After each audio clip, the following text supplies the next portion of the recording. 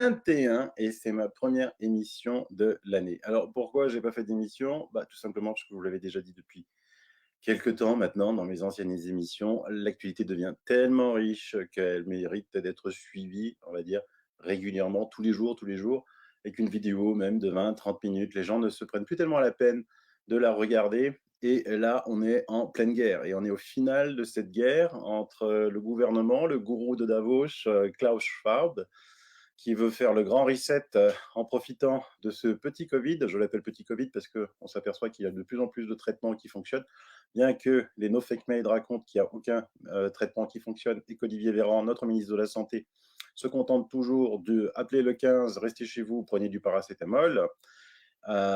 Et donc, bah, il faut y aller, quoi, il faut y aller. Et moi, vous savez qu'en plus, pendant ce mois de janvier, j'ai eu des décès dans ma famille, dans mes amis. Crise cardiaque, il y a eu beaucoup de crises cardiaques. Je ne sais pas à quoi sont dues ces crises cardiaques, c'est pas du tout le petit Covid. Et je n'avais pas trop la tête à faire des émissions. Et en plus, j'avais beaucoup de travail. Et en plus, ouais, bah, vous voyez bien que les médias se sont déchaînés sur moi quand je pense qu'une équipe de télé vient dans mes bureaux, passer 4 heures pour faire le maigre montage qu'ils ont fait sur TMC, TCM, je sais plus, je connais même pas, moi je connais pas ces émissions, je les regarde pas. En fait, pourquoi? Parce que chaque fois qu'ils me posaient une question, je répondais, j'argumentais, je voyais bien qu'ils étaient énervés, ils n'aimaient pas la réponse. Donc ils cherchaient. Donc après, on a ce fabuleux montage chez Martin Veil où ils invitent des mecs comme Conspiracy Watch sans lui demander ses conflits d'intérêts, sans lui demander comment il est financé, de quoi il vit, répondre à ma place. Hein, ça me fait penser comme vous savez, l'année dernière quand on a fêté les 60 ans des soi-disant missions Apollo de l'homme sur la Lune. Il faisait les questions et réponses. Hein, c'est-à-dire que, ah, vous savez qu'il y a des complotistes qui disent que l'homme n'a pas été sur la Lune. Ah bon, eh ben, attendez, on va voir ce qu'ils disent. Et puis après, ils faisaient les réponses eux-mêmes. Ils n'ont jamais invité un complotiste sur le plateau télé pour défendre cet argument. C'est ainsi. Alors, Twitter, quand même, c'est une formidable puissance, hein, parce que vous regardez, le mois de janvier 2021, j'ai fait 1 356 tweets. Ça fait une moyenne de 43 tweets par jour. Alors évidemment, un tweet, ça me prend 30 secondes, hein, mais tout de même, c'est des informations importantes puisqu'on voit qu'il y a eu 5,36 millions de personnes différentes qui ont été visiter mon profil. Alors, c'est pas uniquement en France, il y en a aussi évidemment de la Belgique, de la Suisse, des US, du Canada, de la fantastique Afrique francophone, des îles, la Réunion, qui me suivent. Et donc, ça a donné 148 millions de vues. Et ça, je veux dire, il n'y a aucun autre média qui est capable d'avoir cette telle puissance de feu. On voit que sur mon meilleur tweet, sur le traitement, hein, je ne cesserai de le rappeler, il y a un traitement qui donne 100% de guérison du Covid. Des médecins honnêtes dans le monde l'utilisent. L'Inde vient d'en faire un kit, mais les médias fake news disent le contraire. Et ben ça a été vu 3,25 millions de fois selon les calculs de Twitter. Ben rien que sur mon Twitter à moi, 537 000 vues avant tout à l'heure. Donc vous voyez que ça a une puissance quand même assez élevée. Qu'est-ce que c'est que ce kit pour ceux qui n'ont pas suivi? C'est de l'ivermectine, de la doxycycline et du zinc, tout simplement. Et ça donne 100%. Alors peut-être que ça ne donnera pas 100%. Pour l'instant, tous ceux qui l'ont utilisé aux États-Unis, en Inde, c'est à 100%. C'est quand même pas mal. Au Bangladesh aussi. Et donc, on tue maintenant l'ivermectine. On avait tué l'hydroxychloroquine et maintenant on tue l'ivermectine. Mais ça, je réserverai une émission spéciale sur cette méthode, parce que nos fake med ou les imbéciles idiots ou les rêveurs disent ouais mais attendez mais pourquoi parce que si Sanofi avait vendu l'hydroxychloroquine ce serait fait 30-40 millions. Mais attends, c'est peanuts ton truc. Déjà c'est un médicament, l'hydroxychloroquine, comme l'ivermectine, ils sont dans le domaine du générique. Donc, si ça avait marché, bah, tout le monde se serait mis à produire de l'hydroxychloroquine. On n'aurait pas attendu les commandes de Sanofi. On n'aurait pas attendu les commandes les livraisons de Merck. Puis regardez, Merck, bah, qu'est-ce qu'ils font eux? Ils tapent maintenant sur l'ivermectine. Ils l'ont encensé pendant des années. Hein. Tout se passait bien. Malgré toutes les tablettes qui ont été vendues, il n'y a jamais eu de contre-effet. Il y a même eu des dosages 10 fois supérieurs à ce qui est préconisé aujourd'hui en Inde et dans le monde par le protocole des médecins qui soignent.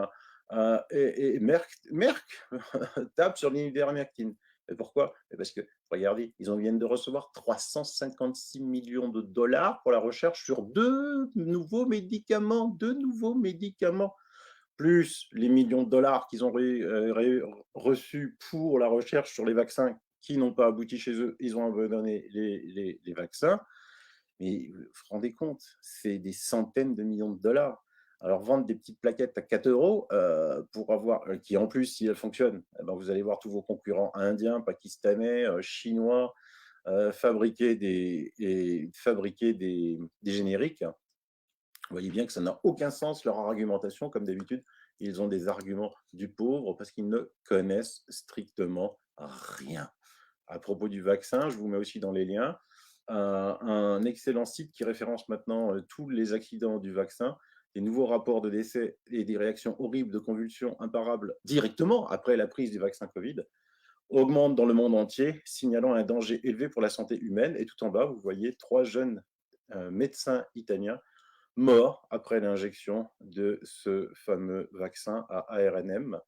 Et donc, évidemment, on va vous dire non, mais on n'a pas la causalité, c'est pas sûr, il serait peut-être mort. Oui, bien sûr. Racontez-nous des conneries, racontez-les-vous à vous, hein, mais certainement pas à nous. D'ailleurs, les chiffres sont là pour le prouver. On va lire de bas en haut. Hier, donc, la journée du 4 février, parce que je l'ai posté hier sur mon Twitter, la France, sans traitement, a eu 413 morts. L'Inde qui traite 94 et vaccin Pfizer interdit en Inde, il faut le savoir. Sauf que l'Inde, c'est 1,4 milliard d'habitants. Avec le même nombre d'habitants, la France aurait eu hier 8630 morts. Et on vient nous dire que ça ne fonctionne pas. Je ne sais pas si vous connaissez les conditions sanitaires en Inde. Je ne sais pas si vous êtes déjà allé en Inde. Franchement, on est à quelques années-lumière des conditions sanitaires de la France, et notamment en densité de population dans des villes. On va le voir là, par exemple, l'Inde non seulement traite, mais l'immunité collective est en passe d'être atteinte. 56%, tenez-vous bien, 56% des habitants de New Delhi, sa capitale de 22 millions d'habitants, ont des anticorps, et cela sans vaccin. Alors, heureusement, ils n'ont pas été vaccinés, ils vont dire ah, l'immunité de groupe a été atteinte grâce au vaccin. Les hôpitaux Covid sont presque tous vides, et donc il n'est pas si dangereux ce Covid. Pourquoi je marque qu'il n'est pas si dangereux? Parce que si 56% de 22 millions d'Indiens de New Delhi ont eu des anticorps du Covid, on peut dire que l'Inde, si on a 1,4 milliard d'habitants, ça veut dire que presque 800 millions d'Indiens, si on extrapole à tout le territoire, ont eu le Covid. 800 millions d'Indiens, si on extrapole. Alors, c'est peut-être pas tout à fait vrai, parce que ce qui est valable sur New Delhi n'est peut-être pas valable au Rajasthan, n'est peut-être pas valable dans d'autres. Mais quand même, on peut dire qu'il y a beaucoup de millions, centaines de millions d'Indiens qui ont été et qui ont eu ce Covid. Et ça, c'est vraiment des prélèvements qui ont été faits auprès de la population, sur des échantillons énormes, à la méthode indienne, comme ils le savent le faire. C'est pas des élucubrations de biostatisticiens fous de l'Imperial College de Londres. Sauf que l'Inde a eu à peine 154 000 morts du Covid. Pourquoi je dis à peine? Parce que c'est 1,4 milliard d'habitants. C'est-à-dire que quand même, en Inde, il y a 112 personnes qui sont mortes par million d'habitants, à comparer aux 1200 de la France. Il ne faut pas vous effrayer par certains chiffres que les médias vous lancent sans ordre de comparaison. Ça veut dire quoi? Si 700 millions d'Indiens l'ont eu, on aurait un taux de létalité de 0,02%. Très largement inférieur à une grippe. Ce qui est choquant de constater, c'est que l'Inde a atteint ces chiffres fabuleux en ayant massivement utilisé 2 produits inefficaces et même dangereux, c'est de l'humour, selon Big Pharma et ses médecins aux ordres, l'hydroxychloroquine et l'ivermectine. Des comptes seront à rendre. Oui, des comptes seront à rendre, parce que évidemment le temps joue pour nous. Ça fait longtemps que je vous le dis, le temps joue pour nous, même si ça vous énerve, tous ces mensonges, si vous en pouvez plus de tous ces mensonges, le temps joue pour nous. D'accord? Et la vérité éclatera, et ça sera à eux de rendre des comptes. Tous les jours qui passent, des théories de complot qui étaient des théories du complot se réalisent. On les voit maintenant dans les médias. Oh tiens, on parle du passeport vaccinal. Quand nous, on en parlait il y a presque un an, on nous disait que c'était une théorie du complot, quoi. Voilà. Tout ça, ça vient de ce mec-là, ce gourou, hein, ils ont fait une grosse réunion à Davos, ça c'est Klaus Schwab, World Economic Forum, à Davos. Beaucoup d'entre nous se demandent quand les choses reviendront à la normale. Pour faire court, la réponse est jamais. La normalité d'avant la crise est brisée et rien ne nous y ramènera, car la pandémie de coronavirus marque un point d'inflexion fondamental dans notre trajectoire mondiale. Non mais t'as raison mon gars, prends tes désirs pour des réalités, hein, même si tu es effectivement le gourou, hein, vous voyez dans son habit d'apparat, et vous voyez, par exemple, ça, c'est The Forum of the Young Global Leaders.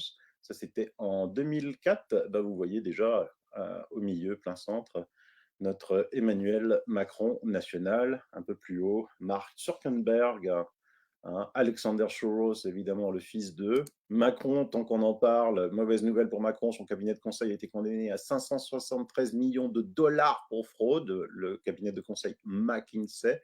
Pourquoi il a été condamné à payer cette somme dans la crise, la fameuse crise des opioïdes qui a fait 52 000 morts aux États-Unis.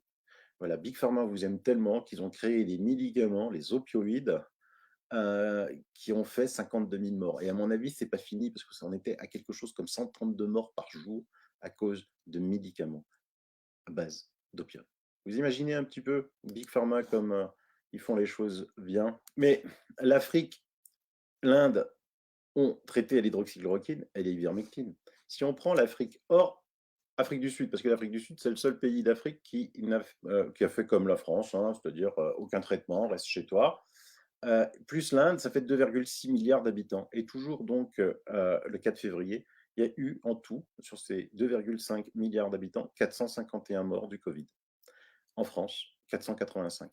Si ça, rien que ce tableau-là, 2,6 milliards, Afrique, Inde, à qui on avait promis des catastrophes sanitaires, vous pouvez taper dans vos moteurs de recherche catastrophes sanitaires au mois de mars, au mois d'avril 2020, vous allez voir que toujours les mêmes journalistes, toujours les mêmes médias qui continuent à faire le virus de la peur, avaient dit qu'il allait y avoir une catastrophe énorme en Asie, énorme en Afrique à cause du Covid. Ben, attendez, ils ont moins de morts, 2,6 milliards d'habitants, que la France, que la France. Et ça, mais comment quelqu'un peut l'accepter? Quelqu'un qui lui reste de neurones de connectés, quelqu'un qui n'est pas soumis à Big Pharma, quelqu'un qui ne reçoit pas des pots de vin de Big Pharma, bien sûr. Une énorme nouvelle, la justice, elle va en France, Conseil d'État, je pense que c'est pas la peine, maintenant on a tous compris que le Conseil d'État en France était trop lié au gouvernement. Après, on parle de séparation de justice et du gouvernement, il faut arrêter, quoi. Quand on voit toutes les décisions qui sont prises dans les différents tribunaux, conseils d'État de différents pays, que ce soit l'Allemagne, que ce soit la Belgique, le Portugal, l'Italie, en France, rien. Là, il va y avoir de grosses questions à se poser sur la séparation réelle des pouvoirs en France entre le Conseil de l'État et le gouvernement en place. Donc, avant-hier, une bombe, le courageux Conseil d'État italien, après avoir autorisé l'hydroxychloroquine, et en même temps, le Conseil d'État français disait « Ah non, il n'y avait pas assez d'études pour montrer que c'était bon », déclare que le mineur ne peut être imposé à l'utilisation du masque pendant la durée des cours. Ça, c'est une grande victoire. Purée, ça, les masques, les gosses. Ce vendredi, dans la Provence, étrange épidémie à l'école primaire des Pernes des Fontaines. Alors, c'est marrant, ils ont besoin de donner un nom épidémie. Mais ce n'est pas une épidémie parce qu'on lit dans l'article que des analyses ont été faites. On n'a trouvé rien, on n'a pas trouvé de virus, on n'a pas trouvé de bactéries, on n'a pas trouvé de facteurs pathogènes. Et à la suite de nombreux cas d'enfants souffrant de fatigue et d'endormissement, l'école Jean Moulin est fermée jusqu'au 15 février. Les effets du masque sont incriminés. Et depuis qu'on le dit, nous, depuis qu'on montre tous ces médecins allemands qui disent que on tue les gosses à petit feu, on tue les gosses, au bout d'un moment, on n'en peut plus. On n'en peut plus. Ce masque ne sert à rien. Regardez l'excellente analyse de Jean-Michel Wendling, hein, qui est donc spécialiste de santé au travail, toxicologie industrielle, qui dit que 148 participants ont été invités à porter des masques médicaux pendant 6 à 8 heures, ou aussi longtemps qu'ils pouvaient le tolérer. Des échantillons de masques médicaux usagés ont été ensuite analysés. Le taux global de positivité au virus était de 10,1%, c'est-à-dire 15 sur 148. Les virus couramment isolés à partir d'échantillons de masques étaient l'adénovirus, le bocavirus, le virus respiratoire syncytial, le virus de la grippe. En 2019, le SARS-CoV-2 n'était pas encore là. C'était en 2019. Les auteurs concluent que les agents pathogènes respiratoires présents sur la surface extérieure des masques utilisés peuvent entrer une autocontamination par les mains. C'est évident, mais c'est évident, mais franchement, on ne cesse de le répéter et encore une fois, à la fin, on aura raison, ce virus, il est manuporté, manuporté. Là où on analyse et on le trouve principalement dans les bars des caddies, les bars des caddies, les bars de métro où on se tient, les pistolets de pompe à essence, les distributeurs de monnaie, les distributeurs là où on met la CB. Moi, je vois des gens arriver tout seuls dans leur voiture avec un masque, comme des idiots qu'ils sont. Ils se garent, ils vont chercher, ils ont un masque donc, ils vont prendre, ils vont mettre le code sans utiliser de gants, rien du tout, le code. Et ensuite, ils prennent le pistolet. Et ensuite, ils grattent le masque comme ça. Non, mais franchement, franchement, mais où on est tombé, où on est tombé dans la stupidité la plus insensée. Mais le masque ne sert à rien. Alors, je vais vous montrer deux petites vidéos qui vous montrent que le masque ne sert à rien. Imaginez-vous, imaginez-vous, hein, on vous dit qu'il est aéroporté. Ce qui est faux. Le virus, il est manuporté. Il y a plein d'expériences qui ont été faites, seulement les médias fake news ne vous en parlent pas. Je vous rappelle l'expérience avec les chanteurs professionnel suédois qui était positif, hein, à indice CT23, pas indice CT50 comme à l'ARS, on chantait et on a aspiré tout l'air, tout l'air. On n'a pas trouvé un seul virus. On avait fait pareil dans les cabines d'avion, on a aspiré tout l'air, on n'a pas retrouvé un seul virus. Eux vous racontent des fake news qui sont basées sur rien, parce qu'il y a des gens qui passent sur leur plateau, qui racontent des conneries et leur demandent pas c'est quoi leur source. Moi, vous allez retrouver toutes les sources dans mon émission. Jean-Michel Winding, vous allez directement sur son LinkedIn, hein, il y a tout, hein, ou sur son Facebook, ou sur son Twitter, il y a toutes les études. Et on leur demande jamais rien. Hein. Ils invitent Karine Laracombe qui raconte tout et son contraire depuis le début. Les masques ne servent à rien, le remdesivir soigne, ça va être l'apocalypse, il faut reconfiner, c'est-à-dire il faut la misère sociale dans le pays, le chômage de masse, et on lui demande jamais des comptes, on lui demande jamais ses conflits d'intérêts, on lui demande jamais ses sources, rien, que dalle, que dalle. Imaginons que le virus est aéroporté, comme ils disent. Il faut vous mettre un masque parce que sinon vous évitez les postillons. Mais pas que les postillons. Et quand vous parlez, il y a de l'air. Cette air, elle est petite, mais il y a de la buée. Cette buée, vous pouvez la visualiser quand il fait froid. Il suffit de souffler, vous voyez une sorte comme si vous fumiez de la cigarette. D'ailleurs, la cigarette, c'est aussi un très bon exemple. Hein. Donc, prenez une cigarette électronique, prenez un cigare, une cigarette, n'avalez pas la fumée si vous ne fumez pas, et avalez la fumée dans votre bouche, mettez le masque, parlez, vous allez voir ce que ça donne, ou si vous êtes en montagne et qu'il fait très froid, mettez autant de masques que vous voulez et parlez. Et vous allez voir que le virus il est tellement petit qu'il va sur ces petites gouttelettes de condensation de l'air. Et donc, il arrive chez vous, masque ou pas masque, dans vos yeux, partout, partout. Tout ça, c'est la plus grosse, plus grande escroquerie de l'humanité. Non seulement on fait porter des masques, mais en plus ces masques sont cancérigènes, je l'ai déjà montré. Heu, il y a des rapports qui démontrent, ils le savent, hein, parce qu'il y a des rapports officiels, hein, de laboratoires officiels en France qui analysent ces masques, parce qu'ils viennent tous de Chine quasiment. Alors il y a rien, faut être honnête, il y a aucune substance cancérigène. Il y en a d'autres, il y en a beaucoup, hein. François Rancourt vous l'avez montré, lui qui est aussi un chef d'entreprise spécialisé là-dedans. Eh ben, il y a du toluène et du formaldéhyde. Il y a encore plein d'autres produits. Ces produits-là sont cancérigènes. Vous les respirez, vous les respirez. En plus du fait que vous respirez votre air vicié, ça suffit, quoi. Ça suffit. Regardez ces deux petites vidéos. Hey guys, does double masking work against coronavirus's transport? Let's find out. First, we're going to do the hospital masks, 3-ply. Here's one. Here's two.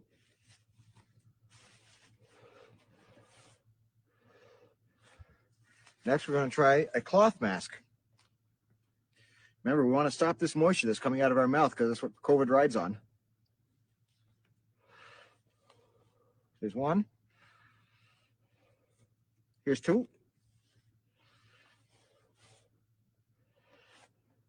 Next, we're going to try an N95 with a cloth mask.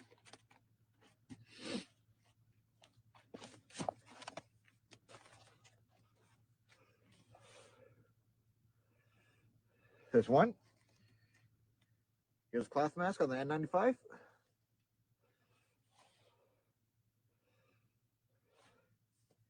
Now we're going to try two N95s.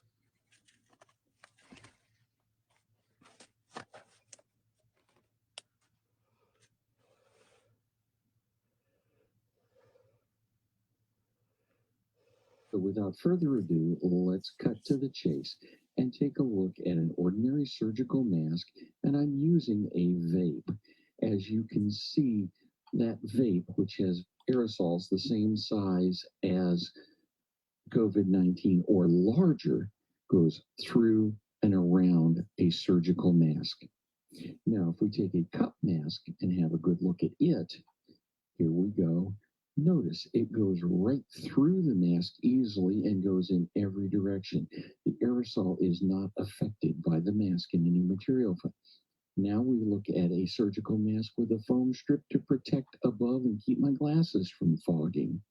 Lo and behold, the aerosols go all around it. Has no effect on me spreading aerosols to you. Now a cloth mask I borrowed from my wife. Once again, here we go. Boom, straight through and around. It has no effect on the spread of aerosols. They go everywhere. And then I went and bought a guard mask with a high efficiency filter material. That one, here we go. Watch for it. Through and around. It had no effect on the vape aerosol, which remember is the same size or larger. Now, I don't have an N95 mask. I have these shop respirators where they can put all kinds of things in them, but they're like an N95 because when you breathe out, everything goes out through a valve. Guess what? It might protect me from you. It sure isn't going to protect you from me. Let's look at that again. Boom. Any mask with a button on it has a valve that lets everything go from you to your neighbor. It has no effect on anything. Voilà, et on nous confine, et on nous confine. Et on vous avait dit que le confinement ne servait à rien. Là aussi, on nous avait dit que c'était une théorie du complot, mais on n'en peut plus. On n'en peut plus de montrer tous ces pays qui confinent. Et c'est les pays où il y a le plus de cas. Il y a le plus de cas. Les pays où ils ne confinent pas, c'est là où il y a le moins de cas. Les États républicains qui n'ont jamais confiné, jamais porté de masque, jamais imposé de mesures, toujours laissé les écoles ouvertes, il y a beaucoup moins de cas, beaucoup moins de morts dans les États démocrates où ils ont tout confiné, tout fermé et fait porter le masque. Au Brésil, c'est pareil, mais il faut arrêter. Et là, maintenant, c'est Chloé Dimilio qui a parlé, biostatisticien au CHU de Toulouse. Le confinement aggrave les choses. Le confinement aggrave les choses. Comment il faut le dire maintenant? Stop, stop. Donc, on va continuer à leur mettre la pression. Je ne pense pas qu'on y soit étranger au fait que Macron a décidé de ne pas confiner parce qu'il voulait vraiment confiner. Donc là, il a joué à la one again. Ouais, on me dit qu'il faut confiner, mais on ne trouve pas des preuves. La bonne nouvelle, c'est que ce virus est très faible. Dans les hôpitaux, il n'y a rien. Les autres années, je vous rappelle, on va vous remettre, tiens, enfin, je vous remets encore une fois. En 2019, c'était plein. En 2018, c'était plein les hôpitaux à cette époque de l'année. 2017, 2016, 2015. Et le gouvernement a encore menti. Il avait dit qu'ils allaient augmenter le nombre de lits en réa. Ils les ont baissés depuis le premier confinement, baissé. Mais mettez 10 lits de réa en France et confinez tout le temps, quoi. Comme ça, au moins, les choses sont claires. Ce qu'ils veulent, c'est nous ruiner pour nous mettre au revenu minimum universel et ensuite en faire des esclaves. Plus de petits commerces, tout pour les grands. Je sais, ça paraît une théorie folle, mais à la fin, vous allez voir, c'est écrit dans le livre, hein, il était numéro 1 des ventes, Covid-19, le grand reset de Klaus Schwab, c'est écrit, je veux dire, c'est pas des fake news.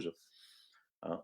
Il y a un autre livre qui arrive, hein, il est déjà numéro 1 des ventes, mais des pré-ventes, puisqu'il est en précommande. Didier Raoult, carnet de guerre, Covid-19. Je pense que ça va déménager très fort. Et voilà, suivez-moi sur Twitter. J'ai aussi ouvert si jamais je suis censuré sur Telegram, j'ai aussi ouvert un groupe sur Telegram, Sylvano Trotta officiel. Je vous le mets aussi dans les liens. Et je suis sur VK aussi, puisque ça sert strictement que à rien. de publier sur YouTube, de publier sur Facebook, même si, attention, Facebook vient de reconnaître quelque chose quand même d'énormissime, qu'ils ont eu tort, de supprimer les articles parlant d'hydroxychloroquine. Eh oui, ils commencent un petit peu à retourner leur veste. Il y en a beaucoup qui retournent leur veste en ce moment. Je crois que c'est la peur un petit peu qui les rejoint. Allez, bye bye, je vous aime, bisous. Et moi, je connais tous les hivers à Paris, les lits de réanimation sont totalement saturés. Nous transférons des patients à Orléans, à Chartres, tous les hivers. En temps normal déjà. En temps normal. Avant en la temps période, normal. on n'en parlait jamais. Comment Avant la période bien sûr, on Covid. n'en parle pas, alors que nous, on en parle tous les jours. On demande des lits supplémentaires. Rien ne nous est accordé. M6 Info. Cette dame est arrivée ce matin à l'hôpital. Le diagnostic est posé. Elle est grippée. Ces patients vont s'ajouter aux autres patients qui se présentent habituellement aux urgences et avec un encombrement des lits d'hospitalisation. Là, on est dans une situation où l'hôpital n'a plus aucun lit d'hospitalisation. Situation inquiétante dans les services d'urgence. Une centaine d'établissements viennent de déclencher ce qu'on appelle le plan hôpital en tension. En termes simples, cela signifie qu'il n'y a plus assez de lits. Les patients sont parfois soignés à même les brancards dans les couloirs. Une situation de crise qui devient permanente. Et vous allez l'entendre, les personnels sont à bout de souffle. Des brancards un peu partout. Aux urgences de l'hôpital de Toulon, c'est une journée comme les autres. Et le personnel est à bout de souffle. Les urgences sont en surchauffe sur l'ensemble du territoire, avec l'hiver, la grippe. Dans cet hôpital de région parisienne, les malades de la grippe affluent. L'hôpital est surchargé. Quand on est actuellement en état de saturation d'hospitalisation, on n'a plus de place à l'hôpital, on appelle les soins de suite rééducation, les unités gériatriques aiguës, ils sont pleins. Et on ne sait pas très bien où mettre ces patients-là. Aux urgences de Lorient aussi, l'hôpital sature. Dans les couloirs ce matin, les patients attendent parfois plus de 20 heures sur des brancards avant d'obtenir un lit. La pénurie de lits, un classique que l'hôpital de Haute-Pierre doit gérer chaque hiver. Quand il n'y a plus de lits, on fait au mieux, on a recours un petit peu aux cliniques aux alentours, aux hôpitaux. Il y en a certains qu'on peut gérer aussi en ambulatoire. Et sinon, le cas échéant, il y a des gens qui passent la nuit sur des brancards parce qu'on n'a pas le choix. Le corps médical, lui aussi, est débordé. L'ensemble du service fonctionne à flux tendu. Pas sûr que la situation s'améliore dans les prochaines semaines. La grippe n'a pas encore atteint son pic dans la région.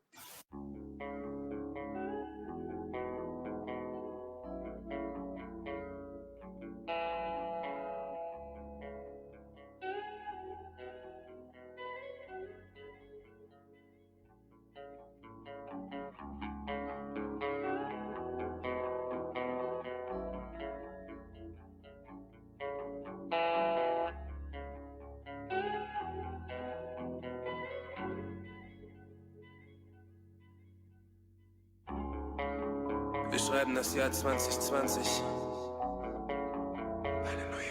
Eine neue Realität, in der die ganze Menschheit plötzlich krank ist. Die Ära Bill Gates. Und das Einzige, das dich jetzt retten kann, dein Verstand ist. Die Ära Clickbait, weil es alles in deiner Hand ist. Und weil das Volk Besitzer von diesem Land ist. Willkommen, willkommen in einer neuen Realität.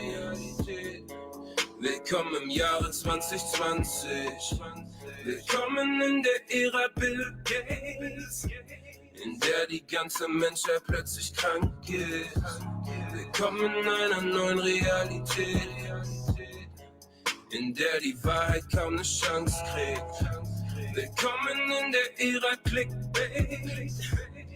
Und die Korruption sitzt an dem Stammtisch. Und machst du dein Bildschirm an, dann hörst du doch auch den Schuss. Clickbait ohne Ende, so dass du darin ersaufen musst. Oder noch ein bisschen Unfug, den du dir jetzt kaufen musst. Warten auf Veränderung, aber alle warten auf den Bus. Sie halten sich für ausgebufft, doch wirklich ist das auch korrupt. Die Schwachen werden ausgenutzt, Moralvorstellung aus dem Puff. Machen die Gesetze selbst kriminell wie aus der Hölle. Bestimmen, was wir denken sollen und lügen so wie ausgedruckt. Und hast du jemals aufgemuckt, dann haben sie aufgebracht. Und wenn du dich dagegen wehrst, dann hast du in ein Lauf geguckt. Deswegen resignieren die meisten, laufen mit dem Haupt geduckt oder tun, als wenn nichts wäre, jeder Scheiß wird auch geschluckt. Du lebst jetzt in Babylon und der Planet geht auch kaputt. In einer Illusion gefangen, niemand hat dort rausgewusst. Doch wenn du die Sinne schärfst, den Bewegung lauscht und guckst, merkst du, die Fassade bröckelt, dann wird es dir auch bewusst. Du bist frei geboren, also komm jetzt endlich raus die Brust. Ergreife den Moment, bevor du dich an sie verkaufen musst. Wissen macht dich frei, ihre Macht zu Ende, aus und Schluss. Der Weg des größten Widerstands ist der Weg, den du laufen musst. Willkommen in einer neuen Realität. Willkommen im Jahre 2020. Willkommen in der Ära Bill Gates, in der die ganze Menschheit plötzlich krank ist. Willkommen in einer neuen Realität, in der die Wahrheit kaum eine Chance kriegt. Willkommen in der Ära Clickbait. Und die Korruption sitzt an dem Stammtisch. Sperren all die Menschen ein, um das Virus aufzuhalten. Ruinieren Existenzen, schieben es dann auf die Alten. Alles nur zu unserem Schutz, schön die Show am Laufen halten. Denn um die Macht zu behalten, sind sie von nichts abzuhalten. Irgendetwas stinkt hier, weil Regime sich so auch verhalten. Insidergeschäfte, ja, sie wissen wirklich Haus zu halten. Steuergelder aus dem Fenster fürchten um das Kaufverhalten. Wo war diese Kohle nur als Hilferufe auch verhalten? Du wirst denunziert, denn sie wollen dich in dem Aus behalten. Divide and Conquer, ihre Taktik ist uns aufzuspalten. Stiften die Konflikte an, wir lassen sie das Chaos verwalten. Unsere Krise, ihr Profit, es ist gar nicht auszuhalten. Vorbei die Tage, deine Hände bittend aufzuhalten. Du willst diese Welt mit deinen eigenen Händen ausgestalten. Und wenn es sein muss, dann betroffen erst im Horn. Sie haben Polizei und Richter, doch wir haben auch Gewalten. Rote Pille, um die Programmierung auszuschalten. Auch wenn sie ihr Bestes tun, die Propaganda laut zu halten. Dieser Krieg hat längst begonnen, es ist zu spät, sich rauszuhalten. Und nach unserem Sieg erbauen wir etwas Neues aus dem Alten. Willkommen in einer neuen Realität.